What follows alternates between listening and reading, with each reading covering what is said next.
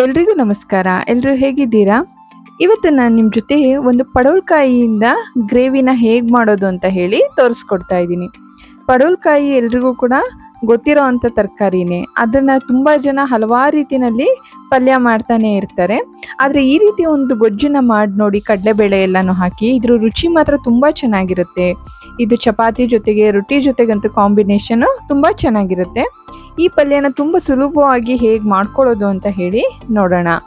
ಮೊದಲನೇದಾಗಿ ನಾನಿಲ್ಲಿ ಈ 3 ಪಡವಲಕಾಯಿನ ತೊಗೊಂಡಿದ್ದೀನಿ. ಇದನ್ನು ನಾನು ಮೇಲ್ಗಡೆ ಸಿಪ್ಪೆನೆಲ್ಲ ಕ್ಲೀನಾಗಿ ತೊಳೆದು ಅದ್ರ ಒಳಗಡೆ ಇರ್ತಕ್ಕಂಥ ತಿರುಳನ್ನು ಕೂಡ ತಕ್ಕೊಂಡು ಚೆನ್ನಾಗಿ ತೊಳೆದು ಈ ರೀತಿ ಸಣ್ಣಗೆ ಹೆಚ್ಚಿಟ್ಕೊಬೇಕಾಗುತ್ತೆ. ಇದ್ರ ಜೊತೆಗೆ ನಾನಿಲ್ಲಿ ಒಂದು 2 ಕಪ್ ಅಷ್ಟು ಕಡಲೆಬೇಳೆನ ಕೂಡ ನೆನೆಸಿಟ್ಟಿದ್ದೆ. ಒಂದು 3 ಇಂದ 4 ಅವರ್ ಇದನ್ನು ನೆನೆಸಿಟ್ಕೊಂಡ್ರೆ ಸಾಕಾಗುತ್ತೆ. ನೀವು ಮಾರ್ನಿಂಗ್ ಏನಾದರೂ ಮಾಡ್ತೀನಿ ಗ್ರೇವಿನ ಅಂತ ಹೇಳಿದ್ರೆ ಇದನ್ನು ಕಡಲೆಬೇಳೆನ ನೈಟೇ ಕೂಡ ನೆನೆಸಿಟ್ಕೊಬೋದು. ಇದಕ್ಕೆ ನಾವಿಲ್ಲಿ ಒಂದು ಸಿಂಪಲ್ ಆಗಿರ್ತಕ್ಕಂಥ ಒಂದು ಮಸಾಲೆನ ರುಬ್ಕೊಳ್ಳೋಣ. ಈ ಮಸಾಲೆಗೆ ನಾನಿಲ್ಲಿ 1 ಈರುಳ್ಳಿ ಹಾಕೊಂಡಿದ್ದೀನಿ. ಹಾಗೆಯೇ ಒಂದು ಅರ್ಧ ಕಪ್ ಅಷ್ಟು ತೆಂಗಿನಕಾಯಿನೂ ಕೂಡ ಹಾಕೊಂಡಿದ್ದೀನಿ. ಅದ್ರ ಜೊತೆಗೆ ಸ್ವಲ್ಪ ಶುಂಠಿ ಹಾಗೆ ಬೆಳ್ಳುಳ್ಳಿನೂ ಕೂಡ ಸೇರಿಸ್ಕೊತಾ ಇದ್ದೀನಿ. ಇದ್ರ ಜೊತೆಗೆ ಸ್ವಲ್ಪ ಚಕ್ಕೆನೂ ಕೂಡ ಹಾಕೊತಾ ಇದ್ದೀನಿ. ಈ ರೀತಿ ಮಸಾಲೆಗಳನ್ನೆಲ್ಲ ಹಾಕಿ ಮಾಡಿ ನೋಡಿ, ಇದ್ರ ಟೇಸ್ಟ್ ಮಾತ್ರ ತುಂಬ ಚೆನ್ನಾಗಿರುತ್ತೆ. ಎಲ್ಲರೂ ಕೂಡ ಒಂದೊಂದು ರೀತಿಯಲ್ಲಿ ಒಬ್ಬೊಬ್ರು ಒಂದೊಂದು ಇದರಲ್ಲಿ ಮಾಡ್ತಾರೆ. ಎಲ್ಲ ಇದರಲ್ಲೂ ಕೂಡ ಟೇಸ್ಟ್ ಚೆನ್ನಾಗೇ ಬರುತ್ತೆ. ಅದ್ರ ಜೊತೆಗೆ ಸ್ವಲ್ಪ ಅರಿಶಿನ, ಲವಂಗ ಹಾಗೆಯೇ ಕೊತ್ತಂಬರಿ ಸೊಪ್ಪನ್ನು ಕೂಡ ಹಾಕಿ ಇದನ್ನು ಪೇಸ್ಟ್ ಮಾಡಿಟ್ಕೊಬೇಕಾಗುತ್ತೆ. ನಾವೀಗ ಇದಕ್ಕೆ ಒಗ್ಗರಣೆ ಹಾಕ್ಕೊಳ್ಳೋದಕ್ಕೆ ಒಂದು 2 ರಿಂದ 3 ಸ್ಪೂನಷ್ಟು ಎಣ್ಣೆ ಹಾಕ್ಕೊಂಡು ಅದಕ್ಕೆ 1 ಈರುಳ್ಳಿನ ಈ ರೀತಿ ಸಣ್ಣಗೆ ಕಟ್ ಮಾಡಿ ಹಾಕ್ಕೊಳ್ಳಿ. ಈ ರೀತಿ ಎಣ್ಣೆನಲ್ಲಿ ಈರುಳ್ಳಿ ಹಾಕಾದ್ಮೇಲೆ ಇದು ಚೆನ್ನಾಗಿ ಫ್ರೈ ಮಾಡ್ಕೊಬೇಕಾಗುತ್ತೆ. ಒಂದು ಮೀಡಿಯಂ ಫ್ಲೇಮ್ನಲ್ಲಿ ಇಟ್ಕೊಂಡು ಈರುಳ್ಳಿ ಅದ್ರ ಬಣ್ಣ ಚೇಂಜ್ ಆಗೋವರೆಗೂ ಕೂಡ ಇದನ್ನು ಫ್ರೈ ಮಾಡ್ಕೊಳ್ಳಿ.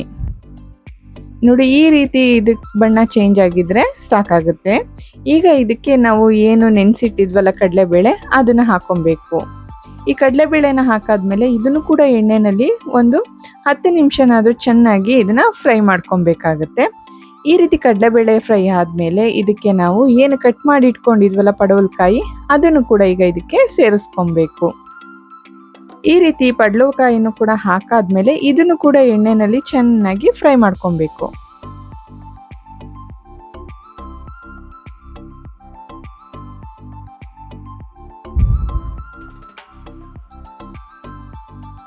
ನೀವು ಯಾವ ರೀತಿ ಇದರಲ್ಲಿ ಪಲ್ಯ ಮಾಡ್ತೀರಾ ಅಂತ ಹೇಳಿ ನನಗೆ ಕಮೆಂಟ್ ಮಾಡಿ ತಿಳಿಸಿ. ಕೆಲವರಿಗೆ ಈ ತರಕಾರಿ ಇಷ್ಟ ಕೂಡ ಆಗೋದಿಲ್ಲ. ಹಾಗೆಯೇ ನಾನು ಇದ್ರ ಜೊತೆಗೆ ಸ್ವಲ್ಪ ಟೊಮೆಟೊ ಹಣ್ಣು ಕೂಡ ಹಾಕ್ಕೊತಾ ಇದ್ದೀನಿ. ಈ ರೀತಿ ಒಂದು 2 ಟೊಮೆಟೊ ಹಣ್ಣನ್ನು ಸಣ್ಣಗೆ ಕಟ್ ಮಾಡಿ ಅದನ್ನು ಕೂಡ ಹಾಕ್ಕೊತಾ ಇದ್ದೀನಿ. ನೀವು ಇದಕ್ಕೆ ಬೇಕಾದರೆ ಟೊಮೆಟೊ ಹಣ್ಣನ್ನು ಪೇಸ್ಟ್ ಮಾಡಿ ಕೂಡ ಹಾಕ್ಕೊಬೋದು. ಈ ರೀತಿ ಕಟ್ ಮಾಡಿ ಕೂಡ ಹಾಕ್ಕೊಬೋದು. ಈ ರೀತಿ ಟೊಮೆಟೊ, ಕಡಲೆಬೇಳೆ ಹಾಗೆಯೇ ಪಡವಲಕಾಯಿ ಎಲ್ಲ ಕೂಡ ಎಣ್ಣೆಯಲ್ಲಿ ಚೆನ್ನಾಗಿ ಫ್ರೈ ಆದಮೇಲೆ ಇದಕ್ಕೆ ನಾನಿಲ್ಲಿ ಖಾರಕ್ಕೆ ಎಷ್ಟು ಬೇಕಷ್ಟು ಖಾರದ ಪುಡಿನೂ ಕೂಡ ಸೇರಿಸ್ಕೊತಾ ಇದ್ದೀನಿ.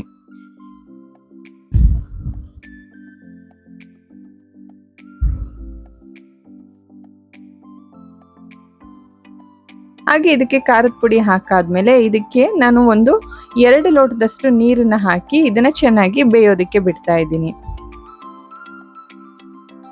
ಇದಕ್ಕೆ ನೀರು ಹಾಕಿ ಇದು ಚೆನ್ನಾಗಿ ಬೇಯೋದಕ್ಕೆ ಬಿಡಿ. ಒಂದು 10 ನಿಮಿಷನಾದರೂ ಈ ರೀತಿ ಬೆಂದಾದ್ಮೇಲೆ ನೋಡಿ, ಇಷ್ಟು ಬೆಂದಿರಬೇಕು. ಈಗ ಇದಕ್ಕೆ ನಾವು ಏನು ರುಬ್ಕೊಂಡಿದ್ವಲ್ಲ ಮಸಾಲೆ, ಚಕ್ಕೆ, ಲವಂಗ, ಶುಂಠಿ, ಬೆಳ್ಳುಳ್ಳಿ, ಈರುಳ್ಳಿ, ಕಾಯಿ ಹಾಗೆ ಕೊತ್ತಂಬರಿ ಸೊಪ್ಪು, ಆ ಮಸಾಲೆನ ಹಾಕಿ ಅದಕ್ಕೆ ನೀರು ಎಷ್ಟು ಬೇಕು ಅಂದರೆ ಗ್ರೇವಿ ಅದಕ್ಕೆ ಎಷ್ಟು ಬೇಕು ಅಂತ ಹೇಳಿ ನೋಡಿಕೊಂಡು ನೀರನ್ನು ಸೇರಿಸ್ಕೊಂಡು ಒಂದು 10 ನಿಮಿಷನಾದರೂ ಇದನ್ನು ಬೇಯೋದಕ್ಕೆ ಬಿಡಬೇಕು. ನೋಡಿ, ಈ ರೀತಿ ಮಸಾಲೆ ಎಲ್ಲ ಬೆಂದು ಕುದೀತಾ ಇರಬೇಕಾದ್ರೆ ಈಗ ಇದಕ್ಕೆ ನಾವು ರುಚಿಗೆ ಎಷ್ಟು ಬೇಕಷ್ಟು ಉಪ್ಪನ್ನು ಕೂಡ ಸೇರಿಸ್ಕೊಳ್ಳೋಣ. ಈ ರೀತಿ ಉಪ್ಪನ್ನ ಹಾಕಾದ್ಮೇಲೆ ಒಂದು 5 ರಿಂದ 10 ನಿಮಿಷನಾದರೂ ಇದನ್ನು ಹಾಗೇನೆ ಬೇಯೋದಕ್ಕೆ ಬಿಟ್ಟು ಕೊನೆಯದಾಗಿ ಇದಕ್ಕೆ ಕೊತ್ತಂಬರಿ ಸೊಪ್ಪನ್ನು ಹಾಕಿ ಗಾರ್ನಿಷ್ ಮಾಡಿದ್ರೆ ರುಚಿಯಾಗಿರ್ತಕ್ಕಂಥ ಪಡವಲಕಾಯಿ ಗ್ರೇವಿ ರೆಡಿ ಆಗುತ್ತೆ. ನೀವು ಕೂಡ ಈ ರೆಸಿಪಿನ ಮನೆಯಲ್ಲಿ ಟ್ರೈ ಮಾಡಿ. ತುಂಬ ಈಸಿಯಾಗಿ ಕೂಡ ಮಾಡ್ಕೊಬೋದು. ಚಪಾತಿ, ದೋಸೆ, ಇಡ್ಲಿ ಎಲ್ಲದಕ್ಕೂ ಕೂಡ ಇದು ಕಾಂಬಿನೇಷನ್ ತುಂಬ ಚೆನ್ನಾಗಿರುತ್ತೆ. ಈ ವಿಡಿಯೋ ನಿಮಗೆ ಇಷ್ಟ ಆಗಿದ್ರೆ ಈ ವಿಡಿಯೋನ ಲೈಕ್ ಮಾಡಿ, ಶೇರ್ ಮಾಡಿ. ಹಾಗೆಯೇ ಯಾರೆಲ್ಲ ನನ್ನ ಚಾನಲ್ನ ಸಬ್ಸ್ಕ್ರೈಬ್ ಮಾಡ್ಕೊಂಡಿಲ್ಲ, ಸಬ್ಸ್ಕ್ರೈಬ್ ಮಾಡ್ಕೊಳ್ಳಿ. ಎಲ್ರಿಗೂ ಕೂಡ ತುಂಬ ಧನ್ಯವಾದಗಳು.